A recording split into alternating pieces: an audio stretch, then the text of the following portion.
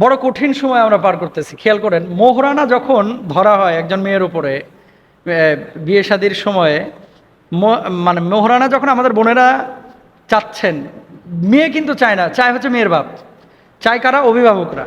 তো মেয়ে ওই সময় তাকে জিজ্ঞেস করা হয় না যে তোর এই পরিমাণ মোহরানা ধরা হচ্ছে। ছেলে চাকরি করে ঢাকায় বেতন পায় মনে করেন 15,000 টাকা, অথচ মোহরানা ধরে রাখছে প্রায় 10 লক্ষ টাকা। ও কিয়ামত পর্যন্ত আয়াত পাইলেও কিন্তু মোহরানা শোধ করবে না। পরে বাসর রাত্রে যে বউর পাও ধরে মাপ চায় যে তোমার টাকা তো আমার, এই টাকা মাফ করে দাও। 3 দিন পরে মারামারি, এবার বাস একেবারে আক্রমণাত্মক অবস্থায় তোমার সাথে বিয়ে বসে আমি পাইলামটাকে। মেয়ের বাপকে যদি জিজ্ঞেস করা হয় এই পরিমাণ টাকা সে ইনকাম করে, এত বড় মোহরানা কেন ধরলেন? শুরুতে আটকায় দিলাম যাতে ভাগতে না পারে, তালাক দিতে না পারে। উদ্দেশ্য খারাপ। যেই ছেলের ব্যাপারে আপনার এরকম সন্দেহ আছে যে এর সাথে বিয়ে দিলে ছেড়ে দিতে পারে, আপনি তার সাথে বিয়ে দিতে যাচ্ছেন কেন? এটা করবেন না। মোহরানা ধরবেন সীমিত, লা মহরা দুন আশারা দারাহিম। আল্লাহ রাসূল সাল্লাল্লাহু আলাইহি সাল্লামের হাদিস যে 10 দিরহাম ছাড়া মোহরানা হয় না।